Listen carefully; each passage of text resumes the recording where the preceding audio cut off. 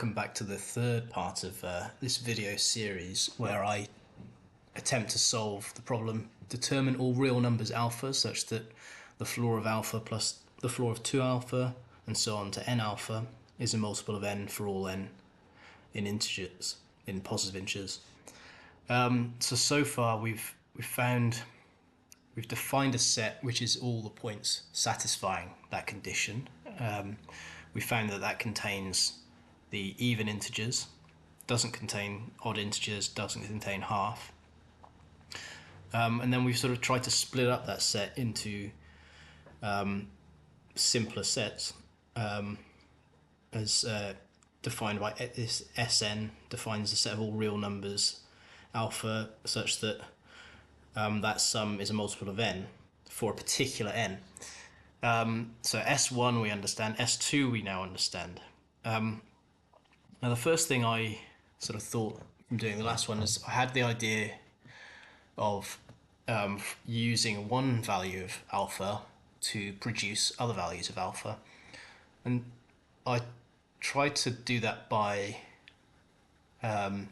multiplying a valid value of alpha by k, where k is an integer, and felt that probably wouldn't work because the multiplication doesn't really interact very well with the floor operation. So the next idea is to just do something similar. So what I'm going to do is write a conjecture here. I'm going to suppose alpha is in our set S. We'll just go back to the original S. And then look at alpha plus n, where, maybe not n, alpha plus m, where m is an integer. Now, S of alpha plus m is then the floor of alpha plus m plus 2 times the floor of 2 times alpha plus m plus the floor of n times alpha plus m, where S defined as we did before when we're sort of fixing the n there, where n is a positive integer. Now if we shift a real number by an integer, then the floor of that real number is the same as the floor of the original real number plus the integer. So we can write that as the floor of alpha plus m plus the floor of 2 alpha plus 2m plus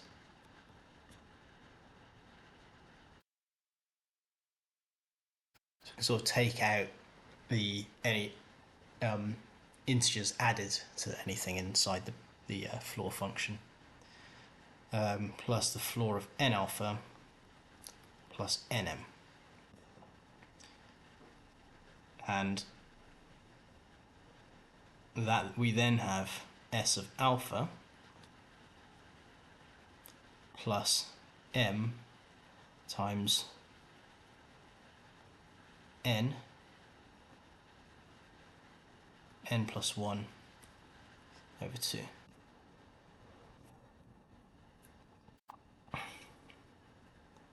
So if we know that S of alpha is divisible by n, then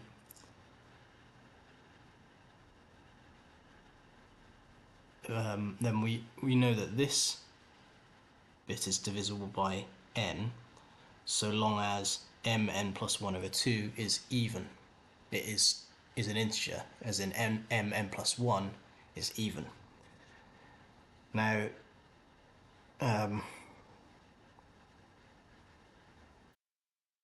if m is odd, then clearly there are some values of n such that that's not even. So we must have m is even. So so we can conclude that. So alpha plus 2m is in S whenever alpha is in S. That's quite nice because basically we can shift everything. Every value that's in S has a sort of primitive value that lies within a sort of interval around 0.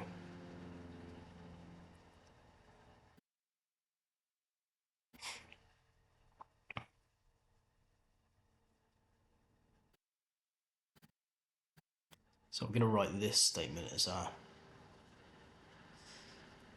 seems to be quite useful.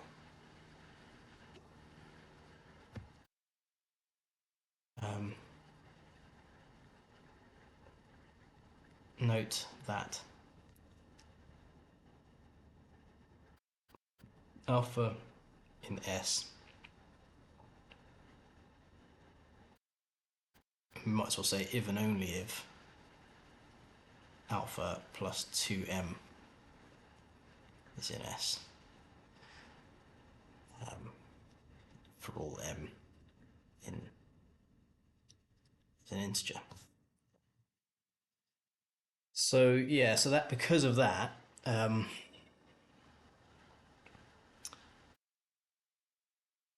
particular, you know, we can shift by 2, and so we can just look at the interval around 0. We can look at everything between -1 and 1, let's say, which is of length 2, because if something, because we can always take off a multiple of 2 to get it within that interval, to get anything within that interval.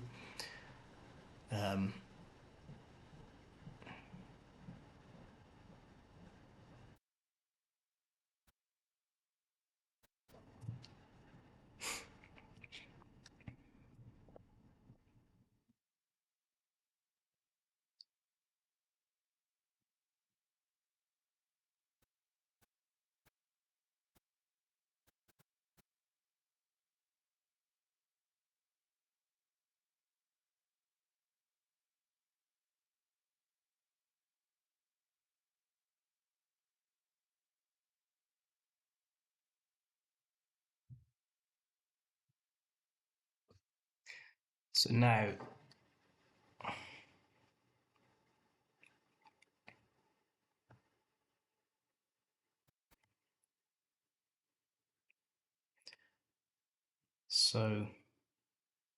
and we'll use this page as a sort of extension of the observations page.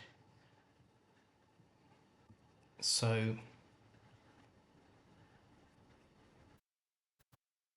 let's just determine all real numbers alpha within the interval -1 to 1.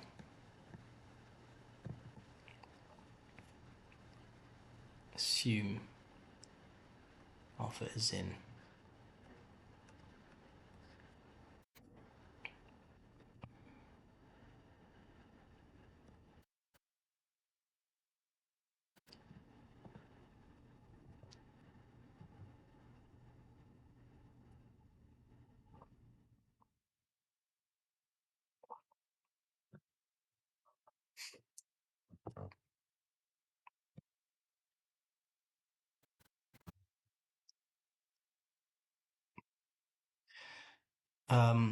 now a question, I've forgotten what number question 4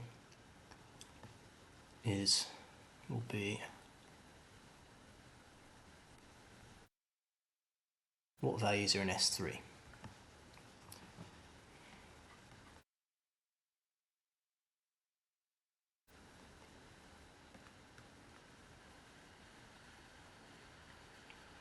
And again, when I say what values, I'm now just looking at those values that are also within this interval.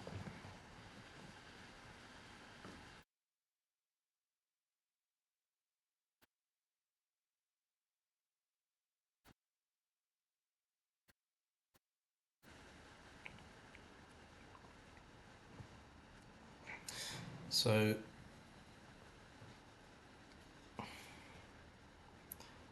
then,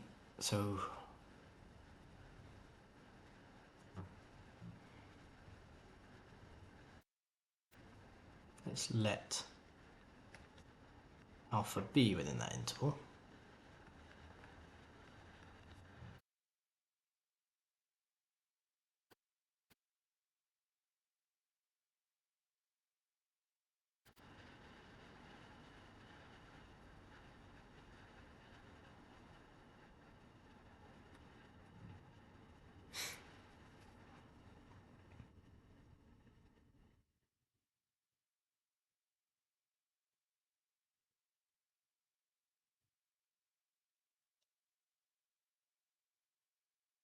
Epsilon in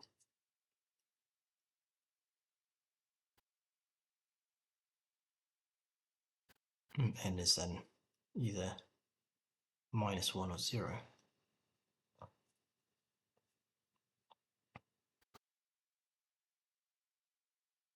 Should be writing this as an m or something. Okay. We're going to write f3 of alpha as being floor of alpha plus floor of 2 alpha plus the floor of 3 alpha. Now, floor of alpha, see m. 2 alpha, 2m plus 2 epsilon, and 3 alpha is 3m plus 3 epsilon. So we're going to get several cases depending on the value of epsilon here. So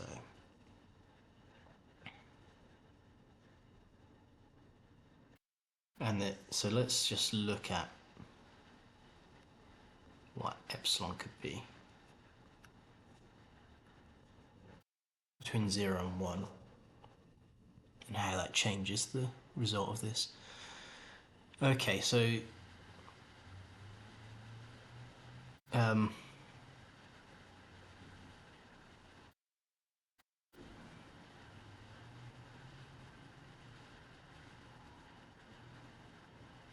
yeah, so this second one is going to be different depending on whether epsilon's bigger than 1/3 or 2/3, and this one's going to be different depending on whether epsilon's bigger than 1/2. And so I think we need to split this up into sixths, or sort of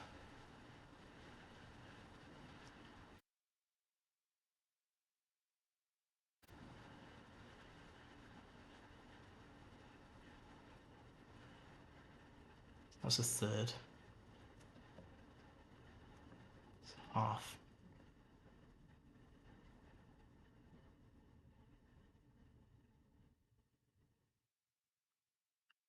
it's 2/3. So there's 4 cases.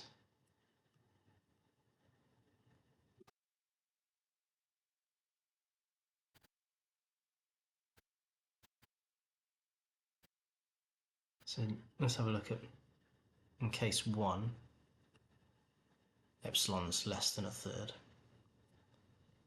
So f3 is then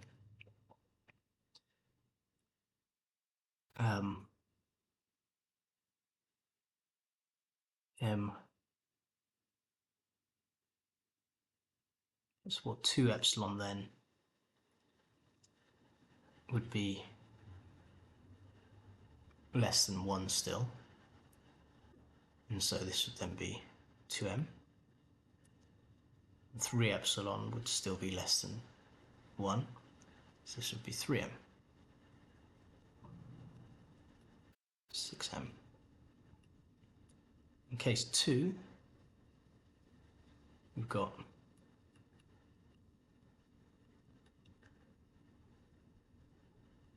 m plus 2m. And now in case 2, where epsilon's in this bracket here, so it's at least third.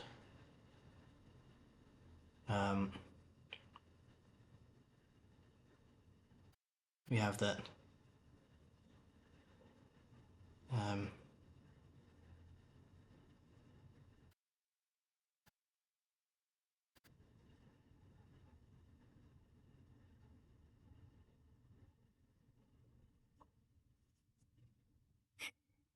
so okay, let's try and figure this thing out.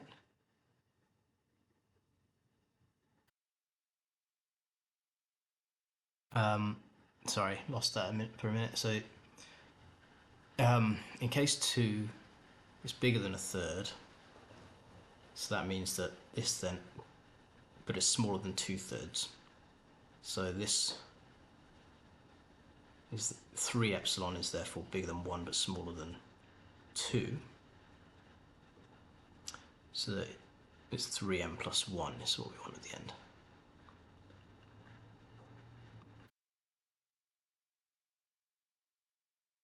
Third case. So now we've got m in the first case, but then now epsilon is bigger than half, and so we're going to have 2m plus 1. And we're going to have, but it's still less than 2/3. So we're going to have 3m plus 1, which is 6m plus 2. And then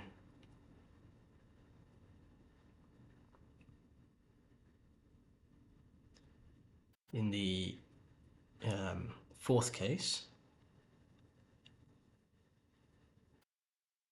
got m plus 2m plus 1 plus 3m plus 2 now, which gives you 6m plus 3. Okay, so we've got 4 different values depending on where this thing lies. Now, which ones of those are divisible by 3 is what we want to know. Well,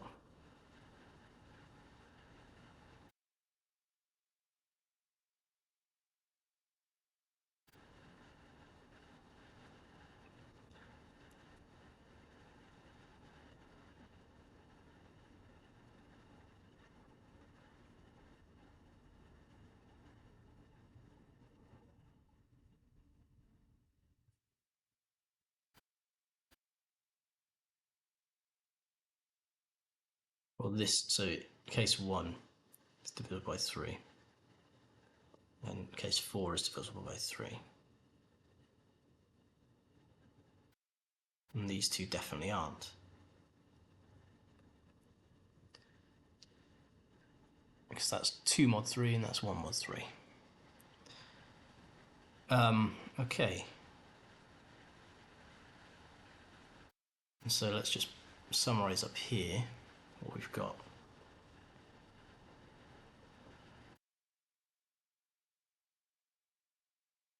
So we need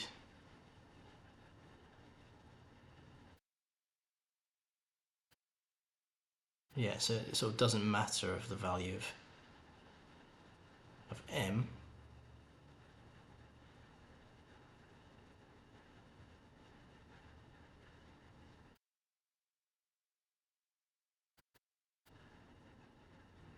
Interestingly.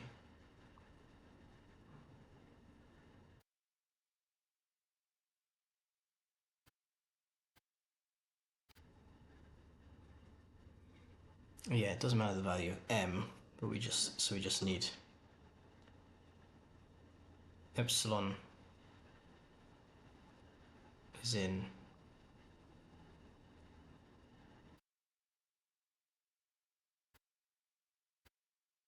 between 0 and a third, or epsilon is between 2/3 and 1. And it could be either -1 or 0. That doesn't matter. Okay, so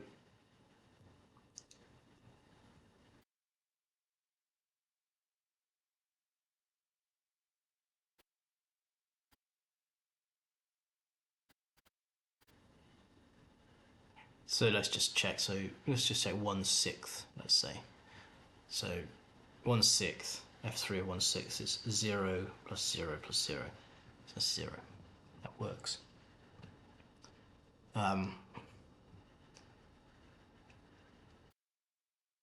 F3 of 1/3 should not work. So it's 0 plus 0 plus 1. So that doesn't work.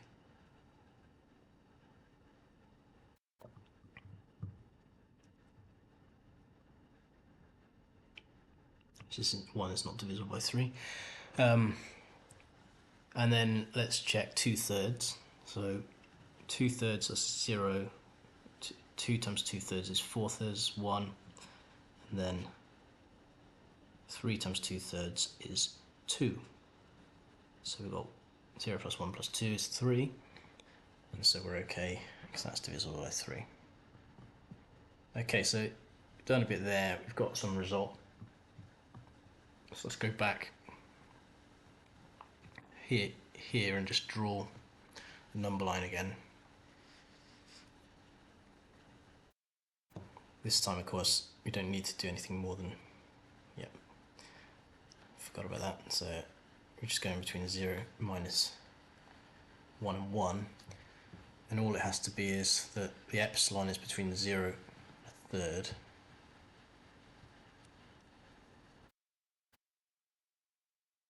So this is going to be -2/3.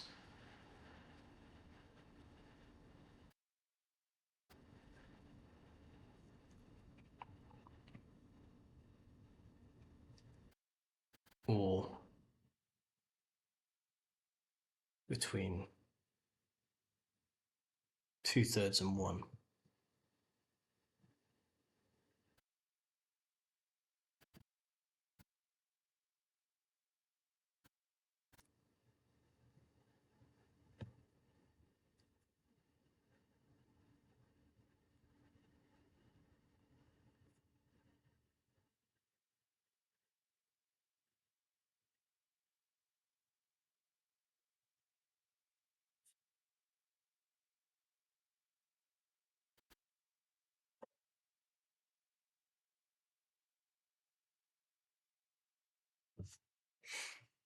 Okay, and then this pattern repeats.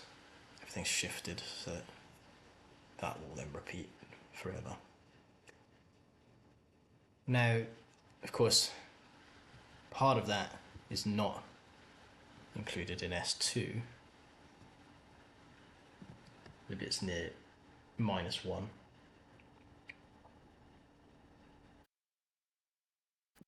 And so all we get left with this interval here.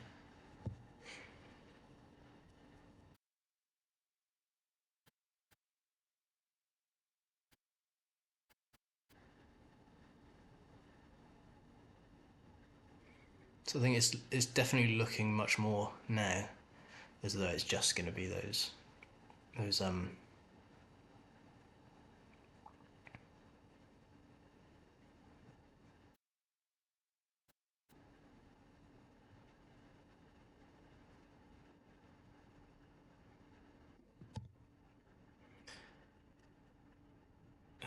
it's just going to be those multiples of even integers, or just the even integers, because it just looks as though these little intervals will get smaller and smaller every time we look at Sn, as Sn gets larger.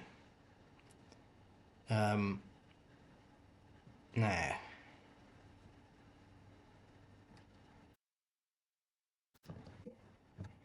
we want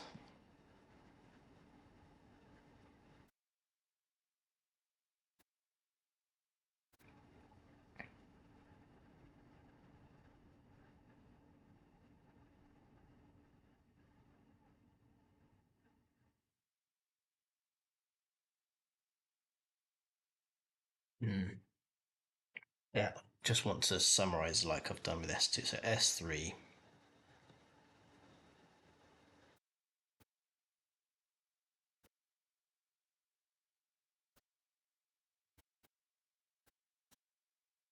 so if I is equal to minus a third, then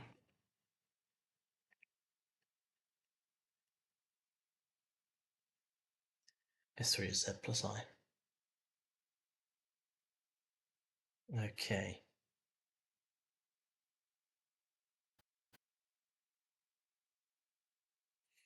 Yeah, yeah.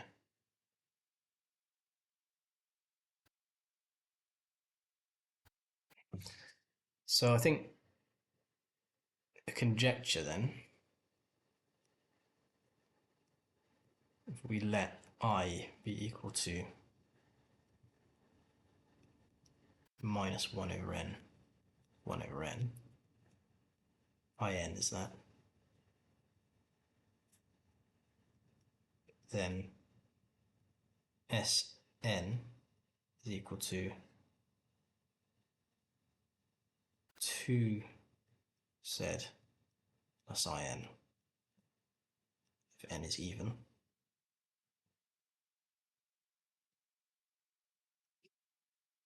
and Z plus in, if n is odd. So I think we'll pick up that conjecture next time. Might be wrong. It sort of looks more plausible now.